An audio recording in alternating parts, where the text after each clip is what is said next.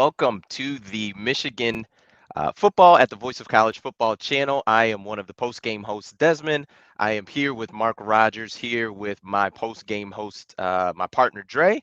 Um, Before we get started, please like and subscribe the video, share it out on social media. Also, feel free to engage in the comment section. We'd love to hear from you. And also, in the description, you will see ways to contribute to not only our show here, but also Mark's main channel at the Voice of College Football. So we appreciate you being here. And Mark, how are you doing? Doing great. Doing great. I'm hoping that with 2020 being the COVID season, that 2021 doesn't turn out to be the COVID bowl season. Oh, Yeah, it's that'll definitely be the first thing we kind of tackle. So we'll definitely get into that. Dre, how you doing, my friend? doing well, doing good. Mark's looking really festive on his side with the lit up Christmas tree in the back. So happy holidays to everyone out there. Sorry I couldn't join the video yesterday. I was actually in the midst of traveling for the holiday. But no, we're doing good. And 1 week away almost from the CFP. From the big game. Yeah, the as we all know, December 31st, New Year's Eve, will be Michigan facing off against Georgia. That game is scheduled to kick off at 7:30 p.m. Eastern Standard Time. We know with all the pregame festive and commentary, it'll probably be a little bit after that, but no, it'll be exciting. It'll be exciting. I think first thing on the docket we probably should talk about is just kind of the status of things with COVID. I think either today or yesterday heard that Texas A&M is not going to be playing in their bowl game due to the amount of COVID cases they've had. Mm. For Georgia, their backup quarterback, JT Daniels, for reports were that he is tested positive. There's another rumor that George Pickens, who's one of their star receivers, tested positive yesterday, but negative today. So just a lot of uncertainty with COVID. And the CFP committee also just released their, I guess, rules or operation when it comes to COVID and teams if they're ineligible to play and unable to play. So basically, what the team said was if one team in a semi playoff game is not able to play due to COVID, that team would forfeit the game and their opponent would advance to the national championship.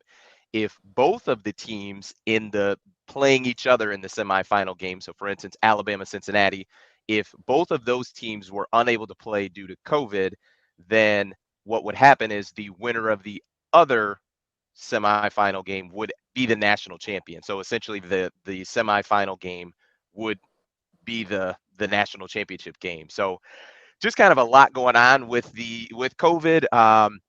When it comes to sports, we'll kind of leave that there. But and then also too reports that Michigan, I believe from what I saw on Twitter, as a team was going to get the booster shot altogether. So I think for Jim Harbaugh, kind of seeing the tea leaves and just the status of where things are right now, sounds like kind of just really trying to put your ducks in a row and kind of play it better safe than sorry type of deal. So Dre, I'll kick it to you first. What are your thoughts with just what's going on in regards to COVID in this Michigan Georgia game? Yeah, I mean, like we're in a very, little delicate time.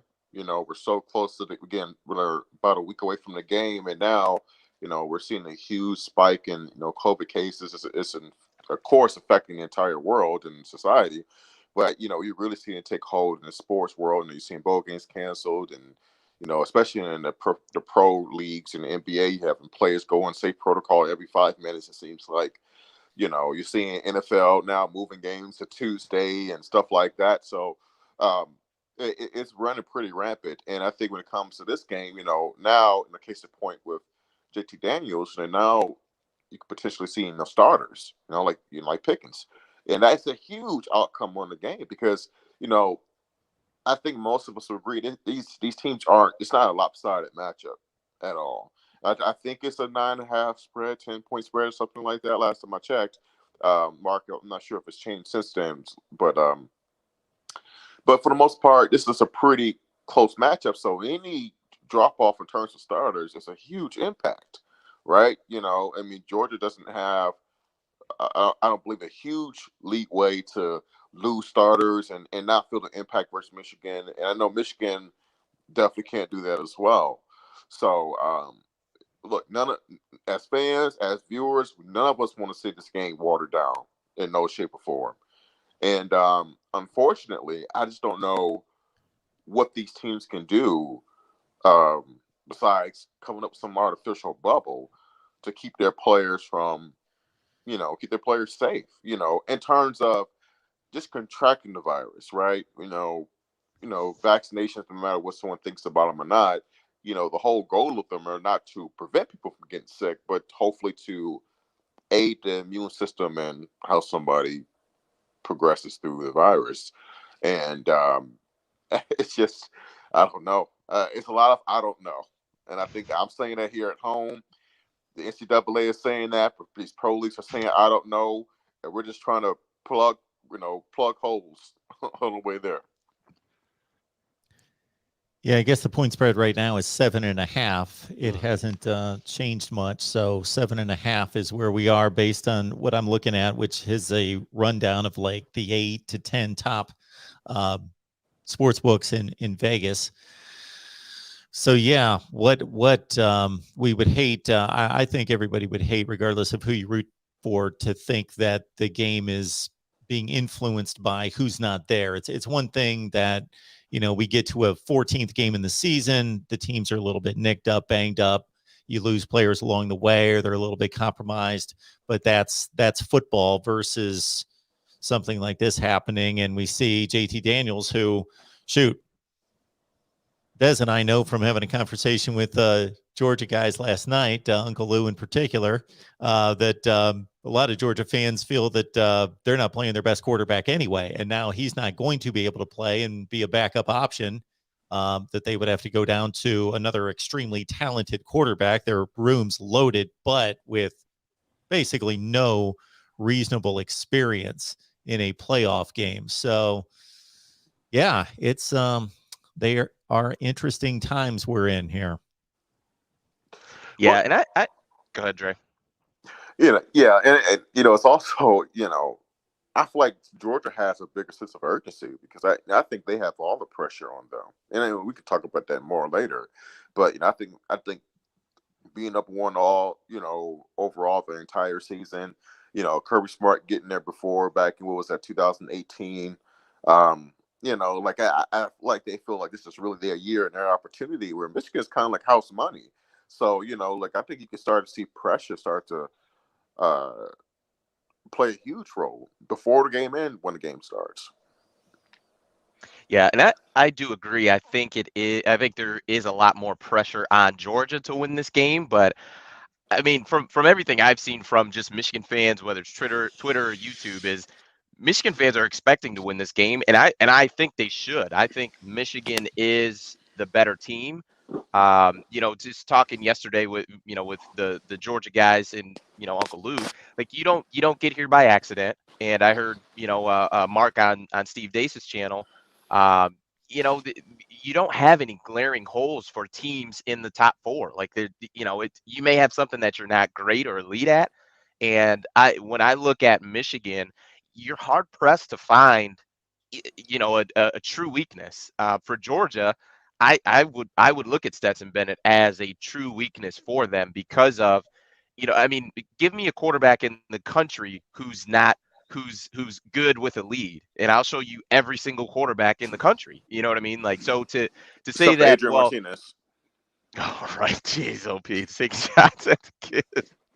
But my No thing lead is is safe for is him. is people are just saying, are just, the I guess book on Stetson Bennett is, oh well, if he's got the lead, then he does just fine. And basically what you're saying is, as long as he's not throwing the ball, he's a great quarterback. And that's just not going to cut it, especially against a team like Michigan that does really well against the run. The front four does a phenomenal job of not only getting pressure with passing downs, but also they're really good in the run game as well. So I think that for Michigan, I think the goal is going to be and should be to make Stetson Bennett, beat you, because I just don't think when it comes to playing the better teams on Georgia's schedule, whether it's this year or last year, he's yet to show the ability to do that. And not saying he can't, but if you're asking me to bet on Stetson Bennett, I am absolutely keeping my money in my pocket. What has to be concerning about Georgia fans as well, from Georgia fans, would be that they had this defense that seemed invincible, and I still think it's a amazing NFL talent laden defense, but Alabama exposed it big, especially in the pass game. So Michigan doesn't need to win by 17 points. You only got to win by 1 point. Alabama won by 17. They put up 41 points.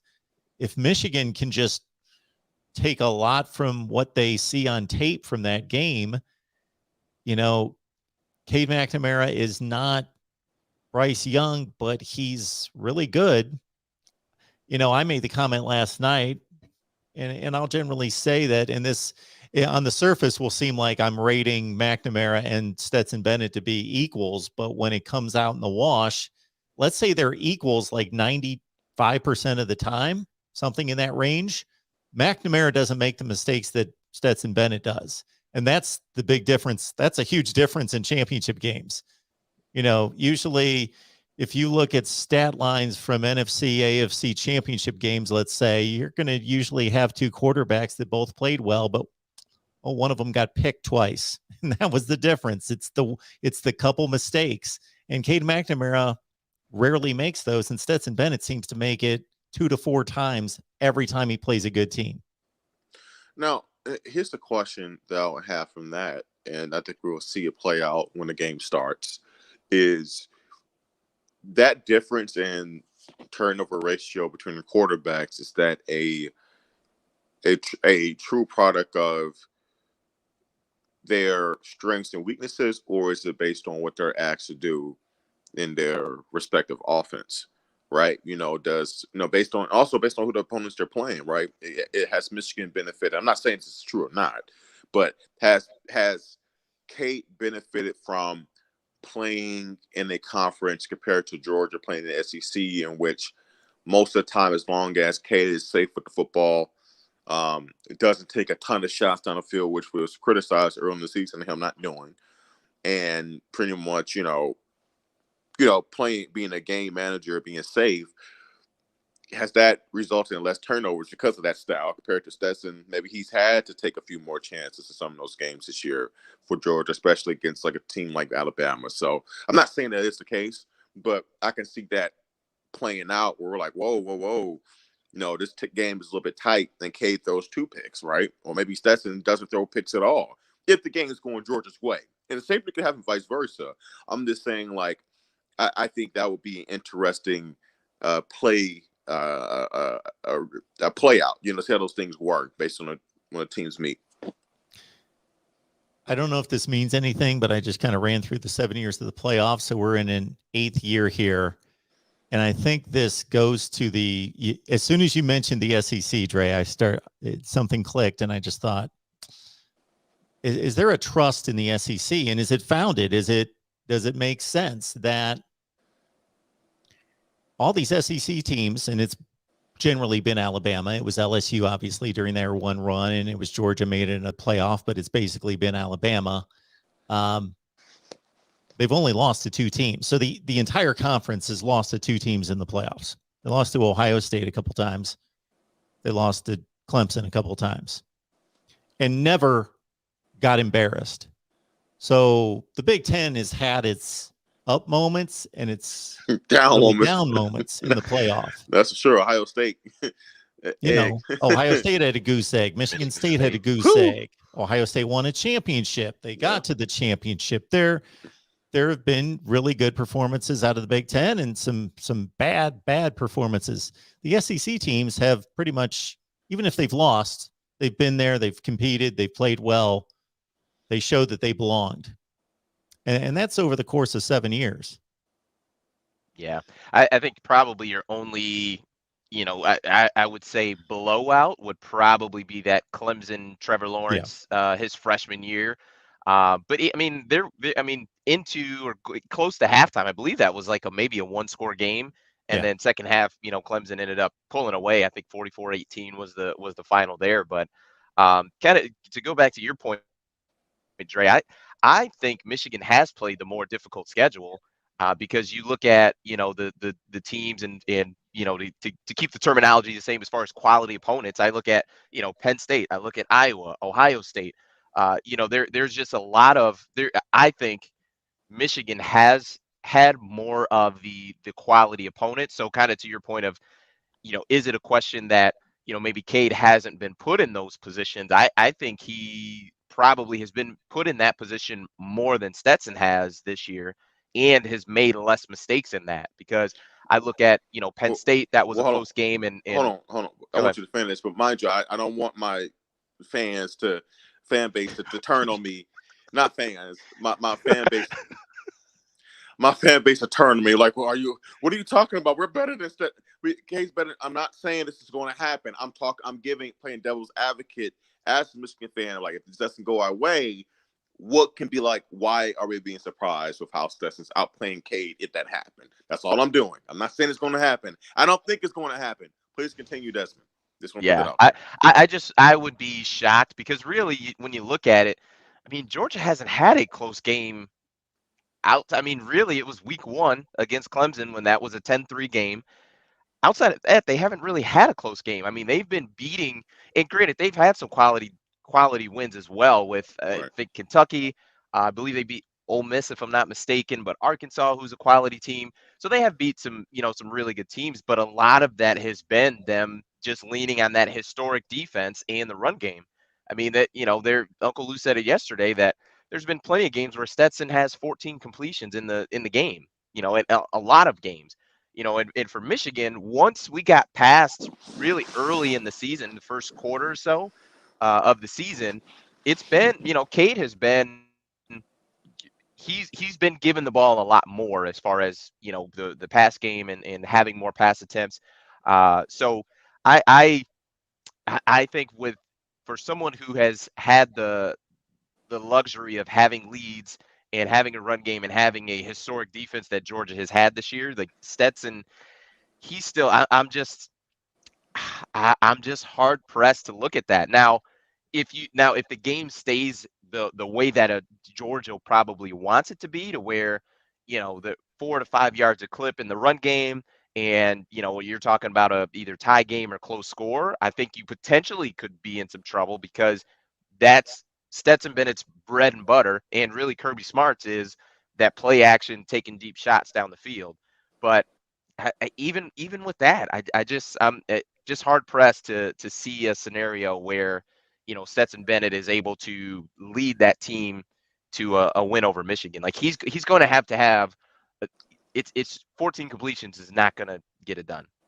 And we saw the impact that Anderson had on that Georgia offense. The way he wrecked them in the backfield. I mean, and imagine what can happen if Aiden and Jabo are able to replicate, maybe not individually that performance, but collectively. Can they get that same type of those same type of mistakes from Stetson Bennett, right? Because I do agree with Mark on this in the way, well, anybody who has this perspective, really, whoever wins the turnover battle is going to win this game, right? And yeah, they can force Stetson into some turnovers, then yeah, Michigan has a pretty good shot. And if Michigan turns the ball over, Cade throws a pick here or maybe a fumble there, Michigan's going to be in trouble. So, I think that's going to be huge as well. Didn't Michigan lose the turnover battle against Ohio State because of what you just said? I think Michigan, if there is one of these two teams that could lose the turnover battle and still win the game, I do think it's Michigan. But they were Because so I efficient. know They were. I It know was. Cade threw the You only he had threw that one. early that interception like kind of later Yeah, in that first or second quarter. first quarter. And I don't think Ohio State turned the ball over. So I think Michigan was minus in the turnover margin and still, won that game pretty convincingly. I just I don't know. We'll see, but I want to be very clear. I do give a lot of respect to Georgia. I think they are a really tough team. I just think when you look at all facets of the game, I think Michigan is better. And I said that I don't want to treat them like an Iowa, right? Because I thought once Michigan scored a touchdown, Yeah, you were the you were Iowa you, game was you were being a over. little And bit I dismissive. was You were being yes, pretty and dismissive. I I was mean, right in that aspect. I you literally were texted you after Michigan scored their first touchdown in the like Big Ten 12 minutes championship. ago I in the said, first this quarter. game is over. I was like, Dre, Yeah, this game is over because I just didn't think Iowa could score. Now I think Georgia can, and I think they will score some points, but I just it's a long game, and you can't have your quarterback in bubble wrap in big time college football games. Like you just can't do that. yeah. And I think you saw what with the Georgia Alabama game, you saw what happened when you had to make big plays, make big throws, and whether it's timing or just miscommunication. Stetson, he turns it over. If he's got to throw the ball 30 times, he's due for 1 to 2 interceptions. Interceptions. Sound like you had a southern accent there. Um, Trying to treat me like Brian Kelly, man. yeah, I will say this. And this is where sometimes you have to step away from the statistics. And sometimes think bigger picture. Out of 4 teams, based on what they have to overcome, their path to get here, doesn't Michigan start to feel and seem like a team of destiny here?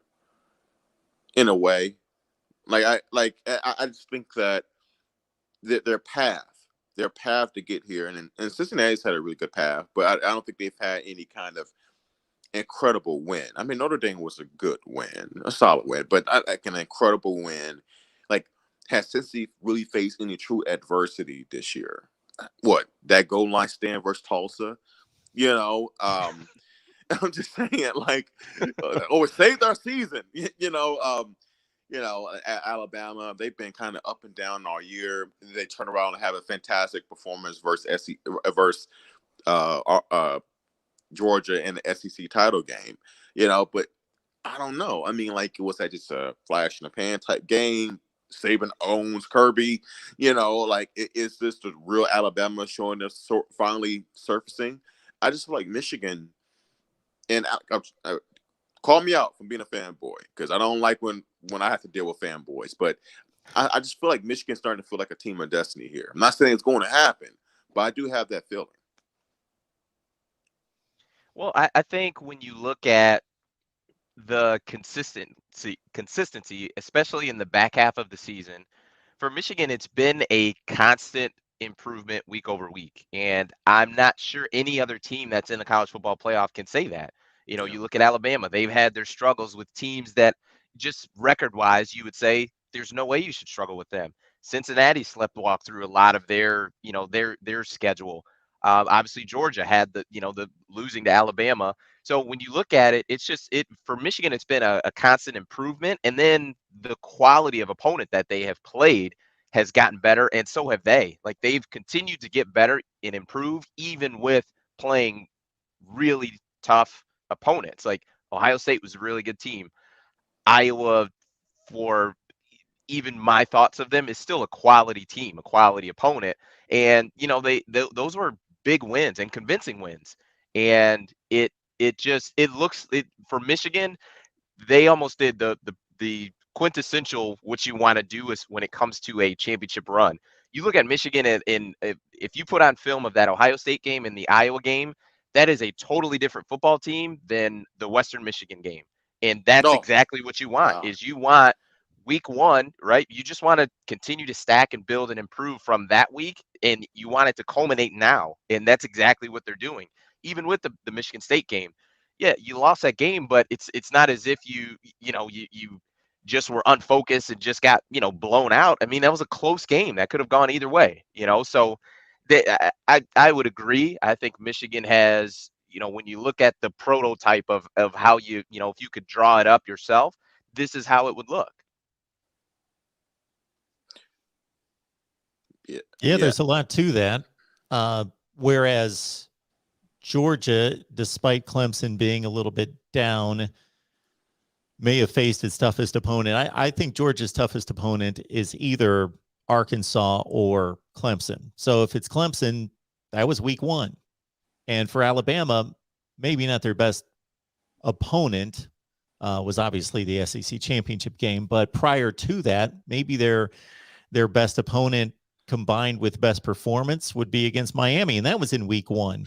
And then their other really good opponents, other than Ole Miss, they really took care of Ole Miss. The other ones, Florida, Arkansas, Auburn, LSU, were all struggles. And man, if you really grind down that Auburn game, and Des, you know this, if Auburn just plays better clock management, Alabama's not in there. Well, I don't know what the committee would have done with Alabama. Let's say that game does not affect their performance the next week against Georgia, and they still do what they did against Georgia, but they get 2 losses. I guess they're still in the playoff.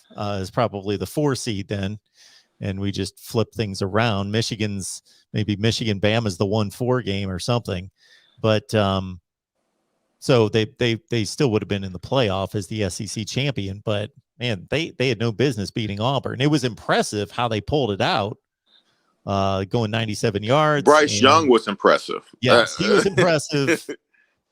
I guess the defense was impressive, although Auburn was playing with a one-legged quarterback. Yes. He couldn't even do a handoff. And the poor guy, like every time he would turn around and hand the ball off, he would be like, he's limping through it. I'm like, come on here. Like. I'd like to think you would just put in a different guy. I mean, but I don't know.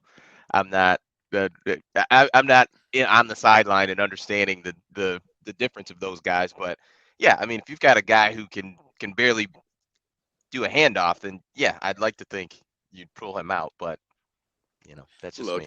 It's just Michigan's, like I said it before, and this was my part of my argument. Well, the main meat behind my argument for Michigan being the number 1 seed was that they just played the better football down the stretch here.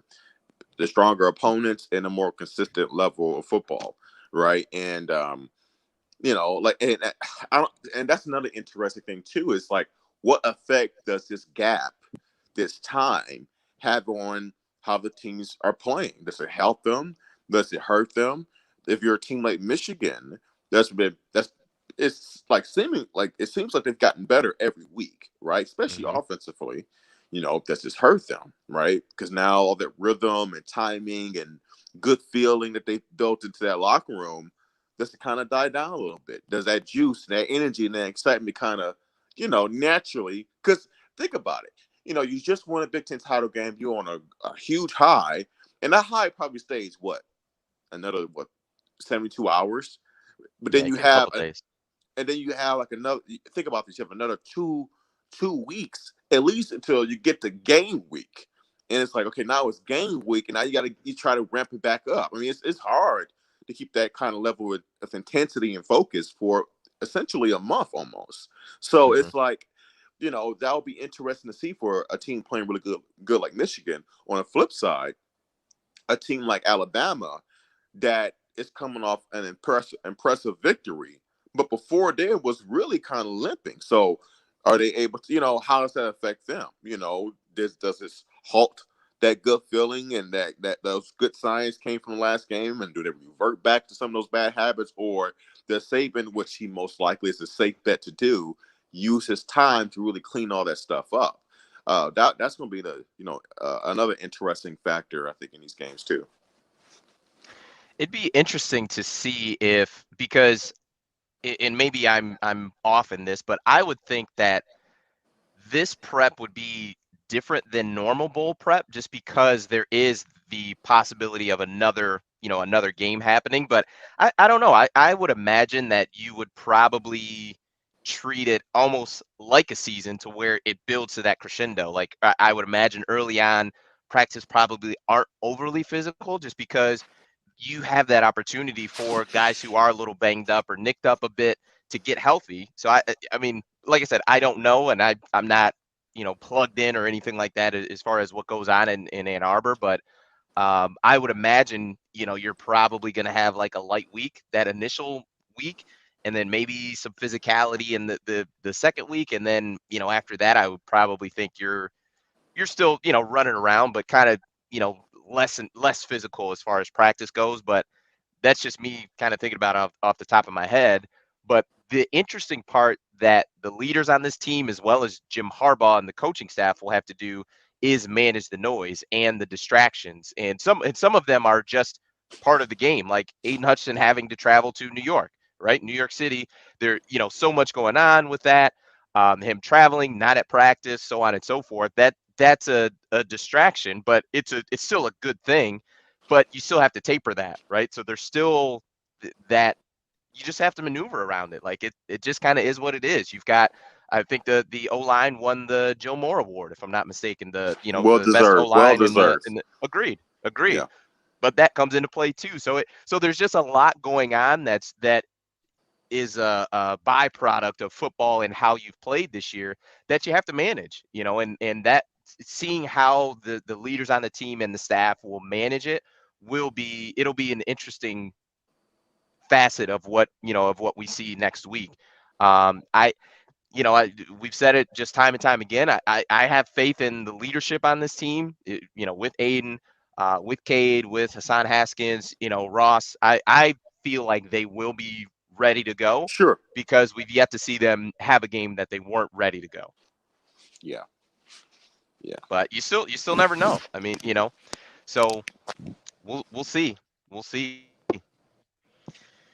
As far as let's talk about kind of the game itself. How do you see the monsters on the D line? With Hutch and Ajabo. How do you see them performing today or next week, and how do you think Georgia attacks them? Well, if you're Georgia, the key is establishing the run, right? And keeping that and staying ahead of schedule, and as much as possible avoiding third and long situations. I mean, that's how you neutralize any great pass rush. Stay ahead of schedule, because if you're third and six, really third and seven and longer, that's going to take at least a couple seconds, unless it's some kind of blown coverage, at the line of scrimmage, for a quarterback to find the receivers to get to the sticks, and the quarterback to find that area they can exploit. And when you have a great pass rush like Ajabo and Hutchinson, it's it just, that's really really tough to do, because not only are they getting to you quick, even if they don't sack you, that internal clock that a quarterback has gets quicker and quicker and quicker the more pressure they feel.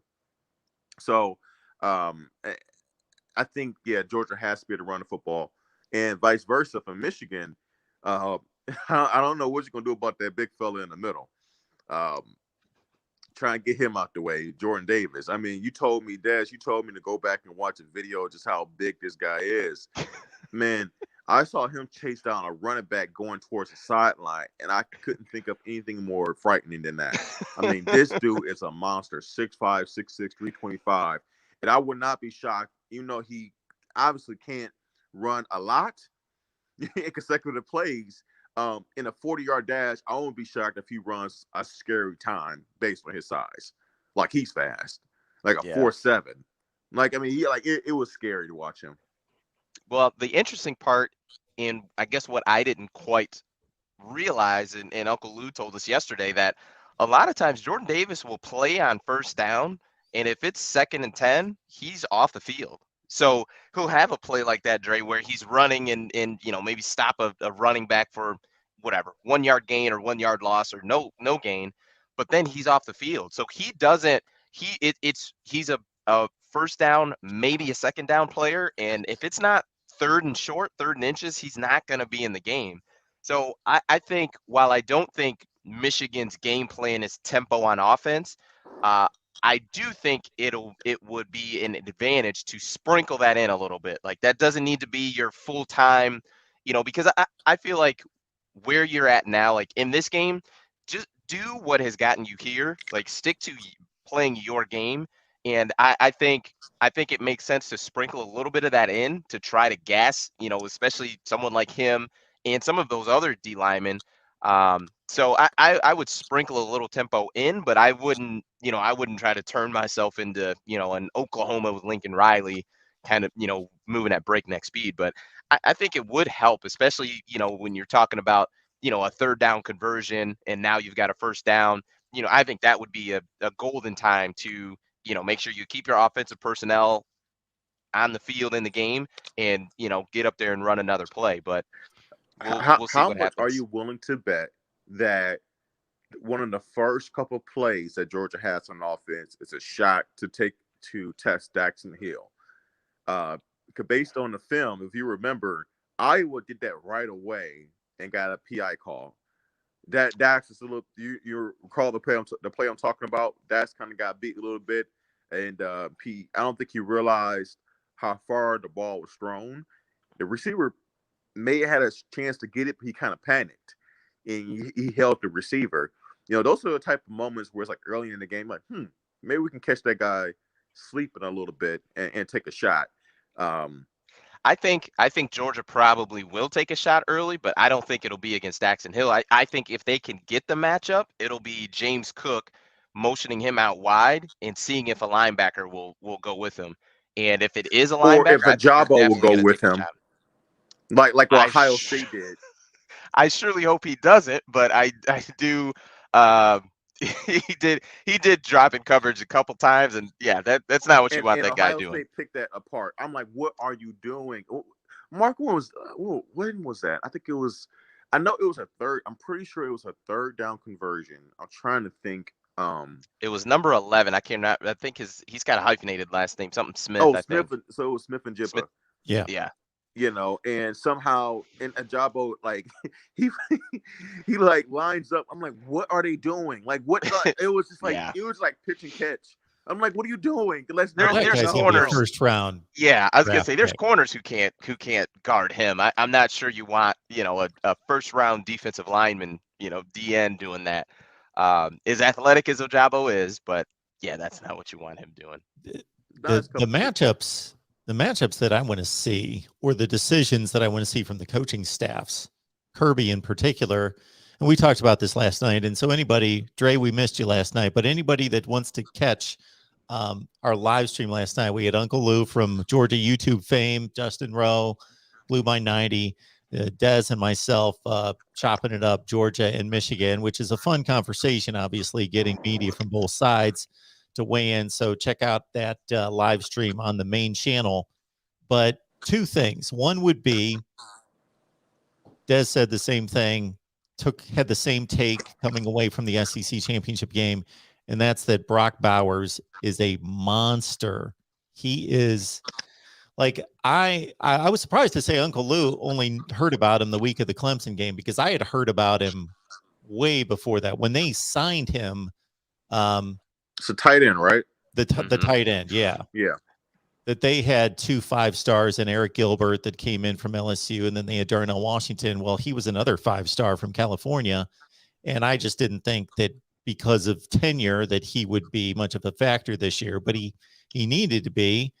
Washington got hurt. Gilbert, I don't even know what's going on with that. yeah, just became AWOL again. And so he started playing, and oh my goodness. Yeah, he's just a baby, just a freshman, true freshman. And Alabama couldn't cover him. They could what not Michigan's cover him. going to need to do to be like, okay, what do we do with this guy? Because he might be more of a threat than their wideouts. Yes. So are they going to rely on safeties and tight ends? What are they going to do there? Not linebackers. Do not put James Ross on him. Your linebackers and safeties. Yeah. Look, James Ross. Look, man. Like he's been I want to offend some of my fellow Michigan slappies, but he's a loyal kid. He's homegrown. He's been there for 5 years now. His brother played there. Let me get that all out the way, right? He's a good leader on the team. He does a good job in run support more times than not. But him in the passing game, man, especially against a really good tight end, let me just go ahead and shut that door now. No, you cannot do that. Do not have James Ross lined up on Bowers. That is a recipe for disaster. And the problem is, this is how impactful a really good tight end can be, is that they are literally a matchup nightmare because they're too big for safeties, unless you have a freak of nature like what was the Chancellor for Seattle? What was Chancellor's first name? Cam Chancellor. Cam Chancellor or something like that. Some freaking nature big safety like that. Maybe Jamal Adams or something like that. But they're too big for them. They're too fast and athletic, for a linebacker. And it's just like, so what do you do? And I don't know if, and maybe Mark, what Michigan's strategy is, we'll let him go off and just make sure you prevent everything else. Because sometimes when a player is that great of a mismatch, it might be beneficial for you to let them get their numbers and you try to find other ways to shut down everybody else. I hope that doesn't sound silly, but it's just to a certain extent. You can't give up 65-yard bombs, but like let them get their 10 to 12-yard chunks every now and then, and you make sure you prevent other players taking over. Well, knowing how Stetson makes decisions, he might complete 6 straight passes to him and be like, this is too easy. I need to make this a little more complicated. So let's try to fit one in over here. In double coverage when I'm staring down that guy, and but no, Bowers is legit, and I think the answer to that question, and it may not be a good answer, is Dax Hill. And I say it may not be a good answer just because Bowers may still get the best of Dax Hill. I think Bowers is that talented, but what you hope is number one, with Bowers being a tight end, he's probably going to be lined up to the run strength. So you've got Dax right on the strength of the defense, and also too just that matchup. I think as far as guys being inside, I think he would be probably the best that you would throw there with the mix of size and athleticism and experience. I mean, Dak's been playing since he was a true freshman, so I think that's probably going to be the best bet. But that's the cool part of these big games is that it is good on good, it's best on best, and talented guys all over the place. So I think that's probably their best matchup is Dax Hill versus Bowers. But like I said, Bowers did a number on the Alabama defense. Yeah. I mean, I don't know. Sometimes oh boy, yeah. It's not much you can add. It's just like sometimes it's a defense you gotta pick your poison. And he just may be one of those guys that and that's like I said, the quarterback position is so important because you can have all the weapons you want, but if you don't have to Mark's point, if you don't have the quarterback that can execute, that can look guys off, because you can't just stare guys down like you do the Matt Stafford stare down really good. Stare down really good players on your offense and just throw it to them because they're good, right? Like the defense doesn't know what's going there. So, yeah. You really wouldn't take Matthew Stafford back? I'm sorry. What'd you say? You wouldn't take Matthew Stafford back, Mark? You're opening up a can of worms. Okay. That's another. All right. That's a full stream. All right. There. That's a full stream that Des and I can go on forever. I'll say this really quickly. He's one of those guys that goes back even to his college days that if you want to understand why a certain narrative is built around a player, you can trace back his results all the way back to his college days, right?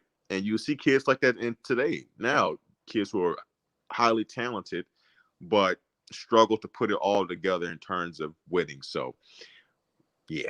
But no, I wouldn't take him back today. I'm glad we moved on. Which ironically, where did he play in college? Of course, was a Georgia guy. True. Yeah, Georgia. That's an interesting comment that you have highlighted there, Mark. See, I've highlighted that. See, this is our guy, Christopher, and we appreciate Christopher. He's a faithful and loyal viewer. So think about Christopher's world. If he gets his way, I guess we're done playing football right now, and everybody enjoyed the Armed Forces Bowl. Go have at it. I guess that's what he wants. I was gonna say, is the solution kind of the BCS option, or no? Or did he give what his solution would be? It's Well, I yeah, don't I want don't to care I why don't want to he hit the speak for playoffs. Chris because he has called into the show, but it's some type of he does defend the BCS, Okay. but even before that with the bowl system, just having some kind of proficiency rankings, some kind of computer rankings. But I do think he liked the BCS as well. Got it. Okay. So Uh, so is it that he doesn't like the playoffs because he doesn't think the right teams are being chosen? Because to do the BCS, I just feel like you're giving less opportunity. I mean, I don't know. I feel like that's a lesser pool of Yes, you do quote know, unquote true Dre. You're champions. right. So keep talking. You're right. Keep talking. Yeah, you Yeah, do know. yeah, it's a lesser pool of a true champion compared to BCS. I don't know. Like it, yeah, I don't. I think we're right here. I don't. If I was to guess, I don't think many people we can press a button to vote. If NCAA gave us all fans of college football a one button vote, go back to the BCS or keep the college football playoff, I'll be shocked if most people vote to go back to the BCS. I just no. Now, what I will say is, I think and I think we're trending towards it, so we can kind of talk playoff expansion. I think that's happening. I do think there should be some facet of it that is, and maybe it's you don't call it the BCS, but some computerized component to it, along with kind of a human element, to the rankings. But I mean, I've heard a lot of different just scenarios and in playoff expansions. I think Mark, I think you may have done a video on what an expansion would look like. A few Had you? dozen. I I mean, I think it's coming. We can have our thoughts and differences on it. My premise is I think it should be difficult to get to have the ability to play for a national championship. I think it should be difficult. sure.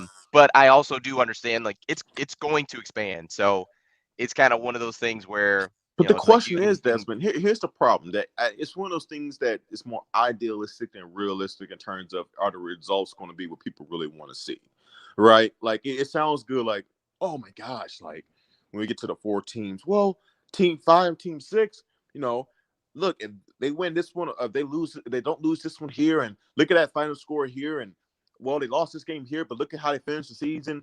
More times than not, you know, it's the reason why those teams are where they ranked, right? I mean, think about it. Who's isn't Michigan State 6 or are they 7? Oh, they're down like 11. Who's at 6? Someone's at 6. because Notre Dame is 5, right? The The Ohio State. Okay, yes. I can't believe I just said that. Okay, You did. Wow, Dre, what are you on the wrong channel? What's going on? Mark baited me into it. See, he said I'm D, just sitting here. I naturally said D. So my father-in-law does all the time too. I kind of got baited into it. Blah. Anyway, it's just I don't know, man. Like after that performance versus Michigan, like do people outside of Ohio State fans really want to see Ohio State in the playoffs? Do they want to see Notre Dame Are in the you kidding playoffs? me? Really? And I'm not saying this as an Ohio State I don't fan. know. Like I'm saying I don't this know. for a guy that takes these calls and so forth almost every night. It seems like almost everybody that calls in that disrespects Cincinnati, when I ask them, who do you think are the 4 best teams in the country?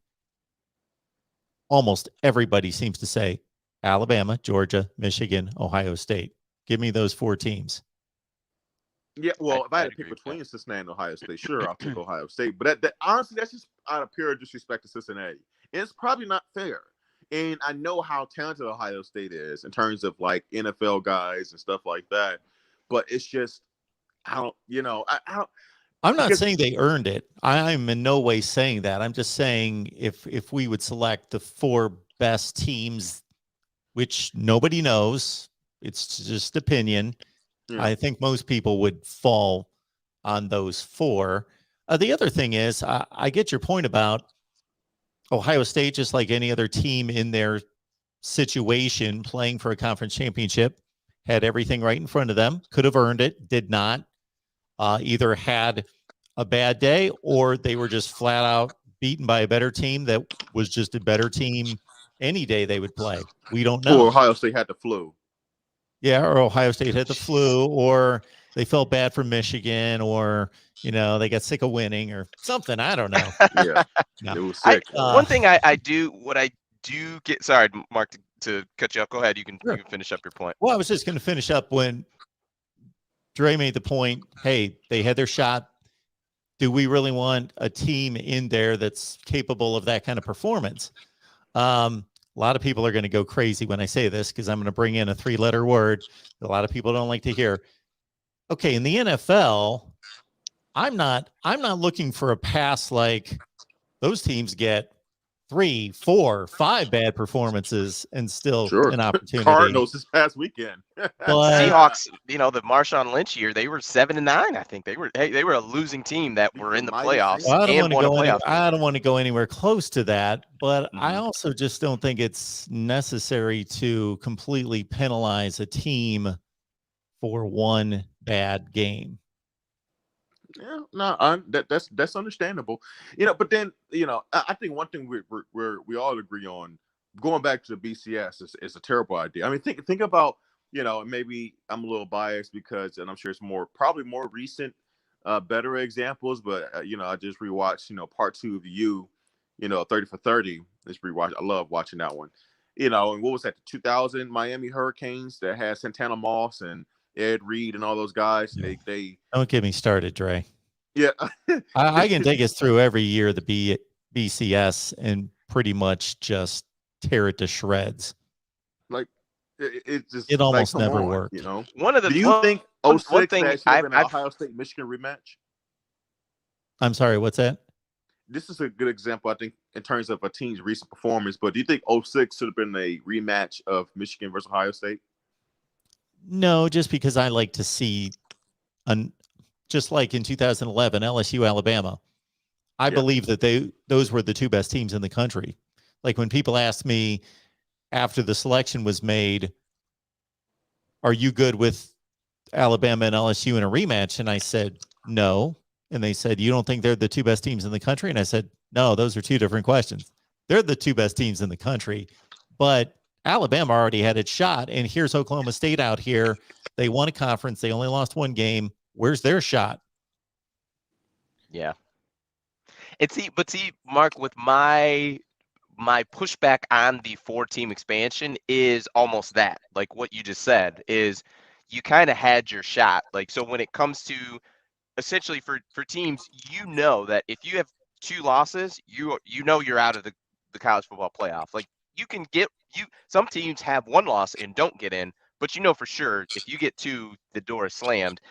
And that's my response when people just talk about like, well, it's it is or isn't the 4 best teams. I don't think I really care too much about that, but essentially your shot to get to be able to play for the national championship was those 2 games that you lost. Like those were your shots. You know what I mean? And sometimes it's not even against the best teams or anything like that. It's just, hey, sorry, like it is what it is. And I'm of the thought process, even with Alabama, like there was a lot of talk in that, going into that Auburn week, if Alabama loses, would they still, be in?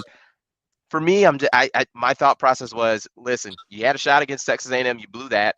And if you would have lost to Auburn, you blew that one too. You just don't, well, in my world, you don't deserve a shot to play for the national championship. And that's just kind of my. Well, if we're going to go the whole NFL style, and this is going to sound totally crazy, but it just came to me. Then you know what? Let's just do this then. If we want to hold out for, a 7-9 Saints beating the Seahawks type of Seahawks beating the Saints type situation, then how about we just throw out the records and just win your conference? Throw out the records. Let's do 6 teams. The first 5 teams are automatic bids if you win your conference. So a 8-4 Northwestern team, let's say 2 years ago when they play Ohio State, if they beat Ohio State, they go to the college football playoff. And the same thing for ACC, Big 12, Pac-12. So you're saying all the Power 5 champs get in plus 1 at large? Plus 1 at well, large. You're playing right into me because that's what I want. I want all the conference. I think why are we playing in conferences? The conference champion should be in a playoff. I believe that they you're should all saying be in a whoever wins the playoff. conference championship should just go. Absolutely. I agree with a portion of that. To me, if you're going to expand, I don't think 6 is enough for as 6 is a adverse as I horrible am to. number, and I'll tell you why in a second. So I don't know if I am between. I'm somewhere between 8 and 12. Okay. I think Joel Klatt did a 12-team playoff, and my aversion to expansion and conference champions being a guarantee is just there are some conference champions that to me I don't a 4-loss conference champion, although yes you won your conference and that is a huge accomplishment, but does that qualify you to be able to play for a national champion? And maybe it does, but When is the last time we had a 4-loss conference champion? Good question. Keep going, because wherever you're at, it's been forever. It's been a long time. We're talking like 16 or 17 years. Can you imagine, like, if Northwestern beat Ohio State that one year at 8-4? They earned it. Can you imagine if the New York Giants were 9-7 and got to play in the Super Bowl because they won 3 consecutive playoff games?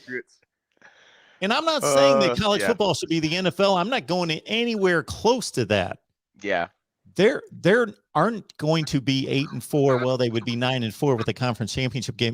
The history tells us is it going to happen? Yeah, it could happen 17 years from now. Yeah.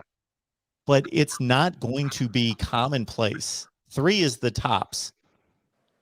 Yeah, I think it had to be some kind of freak situation where maybe it's like a superstar college football quarterback and he gets hurt or sick for a few weeks in the season. Maybe his team drops a couple and he comes back and they go on a run or something like that. Like, that's like the only situation I could see, in which that happens. Or maybe a situation like with Caleb Williams, Oklahoma, a kid comes out of nowhere, starts, and he just takes off, One thing I do look at is I'll say when the playoff does expand, is if we can have some of these matchups between conference championship and Christmas, that would be great, because as much as I'm a college football junkie, so I'm watching all of the games no matter what. But it would be awesome, like, for instance, if you go to 12, 12 teams, having, Notre Dame, BYU, Baylor, Michigan State, Ohio State, Utah, Mississippi, and Oklahoma State, like some of those matchups, like it'd be awesome to see those teams playing, in these couple weeks to where potentially less opt-outs too, Kenny Pickett's definitely playing in the in a college football playoff game, even as the 12 seed. Like, you just never know. Can I sell you guys on why there should not be buys? Sure. So this is the reason there shouldn't be 6 or 12 or 10 or anything like that. It needs to be 4, 8, 16. Okay. So if you have buys, we know what happens in the NFL with buys, that there's a reasonable format that determines the buy. If the Kansas City Chiefs are 13-3 and the Pittsburgh Steelers are 11-5 and they both won a division, they play such similar schedules and probably played about 10 or 11 of the same teams out of their 16 games, and it's going to be 17 this year, of course, that Kansas City clearly earned that bye. Pittsburgh did not earn the bye. Okay, you take that to college football. These teams are not playing anywhere close to the same schedules. They're not playing the same teams. The power of the committee or the mechanism goes from determining who's in the playoff. So the committee right now, they hold all the power of determining the 4 teams. But we go to 12 or 16, they're not going to screw that up. People might debate the last team, but if you can't make that field, then you've got no argument. You can't make the 12 or the 16. Forget it. But you know what their power is going to be? Their power is going to be who gets the buys, because the proposal we heard this summer was 12 teams, 4 get buys, 4 conference champions, and then the committee's going to determine the 4 buys. Okay, so think about the advantage of having a bye. So the first one's obvious. You can't lose if you've got a bye. And the next team you're playing, Undefeated. you're undefeated. You can't lose. That's the obvious advantage to having the bye versus the team. So pick your teams. Let's say so the first 4 under the 12-team format get the bye, seeds 1 through 4. 5 has to play 12, 6, 11, etc. So let's say you're the 5 seed and you've got the same credentials as the 4 seed, but they had to make a determination. Just look at any playoff year and look at the 4 seed and the 5 seed, and sometimes it's just a complete toss-up. So let's say Michigan's the 5, and Of course, yeah, we're going to make Michigan the 5, and we're going to make Ohio State Oklahoma the 4. Okay. Oklahoma won the conference, so did Michigan, but Michigan gets the 5. So they've got to play a 12 seed who's still going to be, they're going to be a good team. Let's say they got to play. It's like Pittsburgh. They got to play Pitt. Okay. So conference championship games are played roughly December 5th. The next day, all the seedings announced and everything's announced. Okay. In 3 weeks is going to be the second round game, let's say. In 2 weeks is going to be the first round game. Is going to be the Michigan Pitt game. Okay. Point number 1 is obviously Michigan and Pitt are risking a loss and being knocked out. While who did we have? Who was our team that's sitting on the sideline? Oklahoma. Let's say whoever Oklahoma, it was. Oklahoma as the 4 seed. They have no risk of losing, number 1. Number 2, they have no risk of anybody getting hurt. So there's advantage number 2. Nobody's going to get hurt. While Michigan and Pitt, maybe Hassan Haskins gets lost for the season. Maybe gets hurt, knocked out. Point number 3, you're going to get nicked up. Even if nobody's lost, you're going to get banged up. You're going to get beat up. You're playing a really good team. But actually, I think point number 4 is the one that nobody brings up. And that's, consider this. If you are the Oklahoma coaching staff and you get the announcement on that Sunday, okay, we're playing the winner of Michigan Pitt. Pitt and Michigan, they got to respect each other. They're going to be laser focused on each other. That's going to be all their film work. They are laser focused for 2 weeks because they got to play each other. Mm-hmm. Oklahoma gets to scout both of them for 3 weeks and just sit back and watch that game. And they get actually a perfect example of they get to watch both of them play the week before. You talk about a scouting advantage. Yeah. I just think it's too much to put on a bye. Team. Yeah. I think the advantage should be, and let's say we go to 8 teams. I think that in 8, it's much smaller field, but the top 4 seeds, I think, should host that first round game. I think they should host it. I think it should be on campus. I like that. Because I think for a team, Michigan, for instance, right? They're the number 2 seed. To be able to host a game. Well, you wouldn't play Georgia. They're number 3. Stop it. You would play the number 7 team or whatever. You would play them. Sorry, that's right. But nonetheless, I think for a team, number 1, all of these teams are bringing in massive amounts of revenue. But a playoff game at home would be unlike it. I mean, for Michigan, it would be probably in Ohio State times 2, maybe, or I just think of the atmosphere. Also the advantage of the revenue, and I think it just would be. To me, it would be better than just kind of a neutral site game. Like, I agree with that. I love that. As cool as these are, as far as Miami, going to Miami totally and agree. Dallas, but to have that at a home, campus, like that would just be I totally amazing. agree. Even Cincinnati, think about it. If it happened this year, for Cincinnati to host a playoff game that'd be awesome. I think it'd be cool for them. Because look at right now. Let's say that let's play it out. Michigan, Baylor 2-7 game. Michigan only had 1 loss as a conference champ. Baylor, great, you got in, you won your conference, but you lost 2 games, so you're the 7 seed. Michigan earned this. Otherwise, you're playing in Dallas or New Orleans or somewhere. You're playing on a neutral field. Oh, Michigan, here's your advantage. You get to wear your home uniform. That's right. That's your that doesn't matter on all mazes. And I think every game starts to kind of look the same. Like if we add another layer of playoffs and they're all played in some dome, or played in Miami or New Orleans or the Rose Bowl or whatever, they all kind of look sterile in the same neutral site, where I love the thought of, like you say, on campus for the first weekend. And it kind of also corrects the notion that some teams, and I think, Des, your Alabama Crimson Tide would be the biggest target of this, can sandbag it late in the season if they're like a solid number one and they don't need to win a game. Okay, you don't want to win play the Troy game? University. Yeah, you want to go to Wisconsin in 12. December and play a first-round game, or somewhere like that. Or you okay. want to have that game at home? Yeah, for sure. No, I would love Mark, that. Alabama's late games versus Mercer University on week 11 aren't good tests.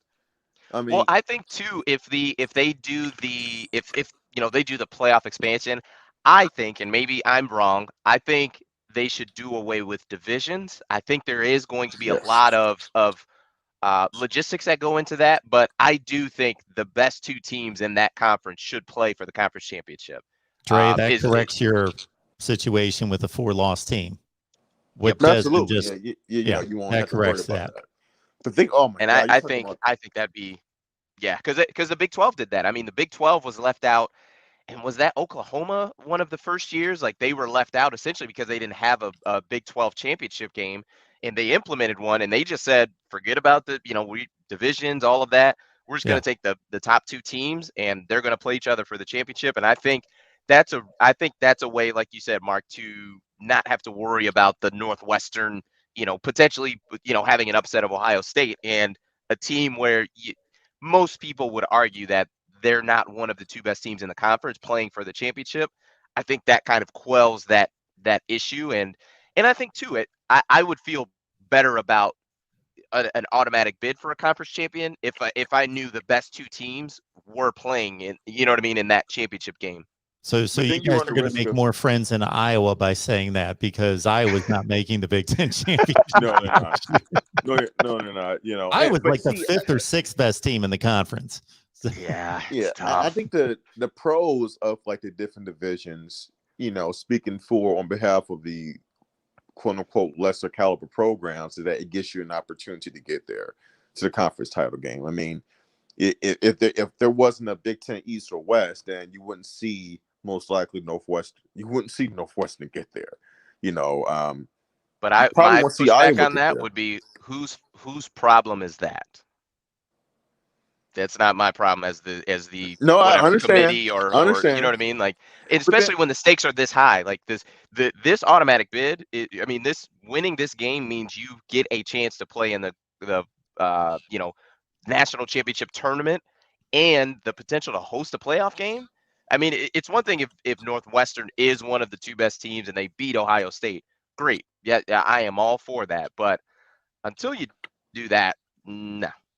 Ohio State and Michigan would have played a rematch this year. Go ahead, Dre. I think there should be, instead of divisions, there should be tiers, like tier 1, tier 2. Like, case in point, for like the Big Ten, like, tier 1 should be, let's see, 6 teams? Michigan, Ohio State, Penn State, Wisconsin, Iowa, and was probably Michigan State. What are we doing with these tiers? Yeah, what are we doing here? Are you a soccer fan? We're not going that route. No, are we? I know that's a little bit out there, but I'm just saying, like, because then, like, it's like, okay, because my fear would be, all right, if we're gonna go best overall teams, right? Like the teams with the best records, then I want to make sure those top tier teams are playing each other equally, right? So it's not like, for example, Michigan goes 11-1 or 12-0, but they didn't have to play Penn State, Iowa in the season. They didn't have to play Wisconsin. They only had to play 3 of those other teams: Penn State, MSU, and Ohio State. Same thing, vice versa. Iowa, if they have some magical season, they go 11-1. They have to play those other 5 teams. How do you know that when you make out the schedule? This is a scheduling nightmare. It is more. And I would think if you have 9 conference games that even if you somehow miss a couple of, if you get the quote unquote perfect schedule, I'm still going to give you the benefit of it. Like, you went 9-0 in the conference. Right. You're one of the 2 best teams in the conference, even if you had a year where your scheduling was perfect, because I think eventually it's going to work out. So if you are an 8-1 team in that conference and you missed all the tough opponents, well, once you get in the championship game, the better team's going to win. So you're probably not getting an automatic bid anyway. Well, there are 13 other teams in the conference, so you're playing 9 conference games, so you're missing 4 teams in the conference. You're missing, not playing 4. You just need to have a committee that's smart enough that you have some kind of rotation. But if they look at it and they say, Iowa's not playing Ohio State, Michigan State, that doesn't seem, and Nebraska's playing all 3 of them, or whatever. It's got to be figured out prior to, Yeah, there's definitely some logistics involved, but I think that would be a good step as far as kind of making it as equal as you can across the board. Yeah. As far as kind of the map expansion.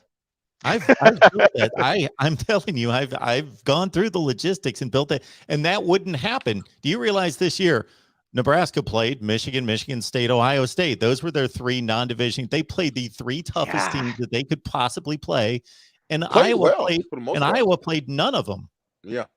Yeah, that is wild. Nebraska played well, and it had legitimate chances to, at certain points in those games, to win them. Should have probably beat MSU. They had Michigan up against the ropes in the 4th quarter, and they had Ohio State up against the ropes. And it's just like Nebraska. That's why I was another topic for another day, where I was in favor of them keeping Scott Frost, because I think they're really close. Potentially with the right quarterback, I think they could take that next step. But Iowa. That's why look, when Corey would have that lot of confidence he had before that game, I'm like, Dad, my point to him was like, what path you guys taking to get here? You know what I'm saying? That kind of shows why Iowan fan would have that kind of confidence. I don't know. Yeah. I mean, is what it is. I think playoff expansion is coming. We could say that with confidence, but I think there's voting on it the next time. I think is in January, and then if it doesn't get approved, which I was shocked it got held up in the last voting, but I think if I have this correct, that next month they're going to vote on it, and if that does not happen, then I don't think expansion is coming until like 2023. Or 2024, something like that. But January is pretty crucial in the expansion happening pretty soon. Hey guys, I got to run. You guys wrap it up whenever you want. You guys that are watching, Dre and Dez, they're amazing. Please like the channel, do all the good things, and be back here next Wednesday at 5 Eastern. But you guys have a Merry Christmas. You as well. And you guys are amazing, and we will see you soon. Take care. All right. Merry Christmas, Mark. Merry Christmas. I just, we'll see what happens with expansion. I think we're gonna keep our game predictions till next week on Wednesday. Yes. But I'm not emotionally ready to do that yet. I gotta get in the right emotions for that. If anyone's been watching our streams, I think they probably know where at least who I'm picking to win the game. I don't even know who you're picking. Yo, you don't? Okay. No. Well, hey, I'll keep know more than anyone. You should.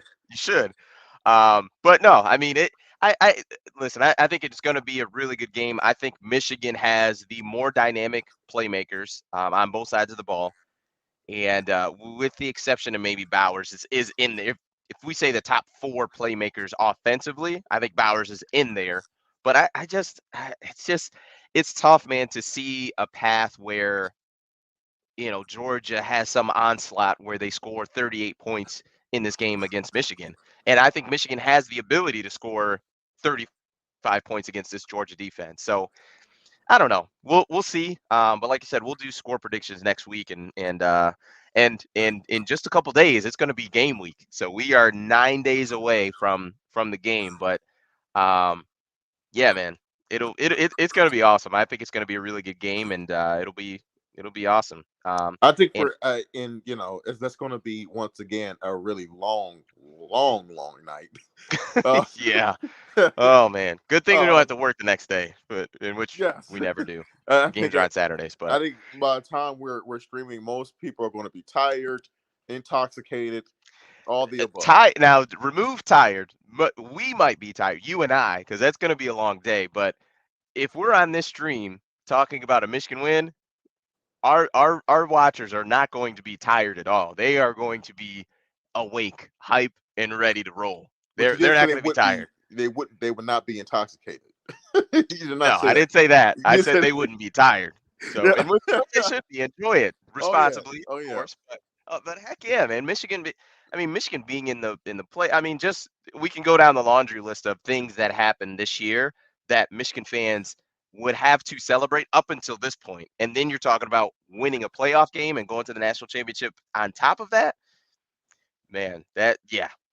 They Michigan fans would have everything to celebrate as they should.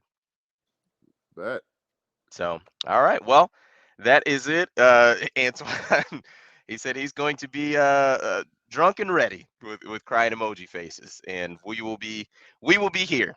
We will be here. That's for sure. or loss, win or loss, we will be here to talk about it.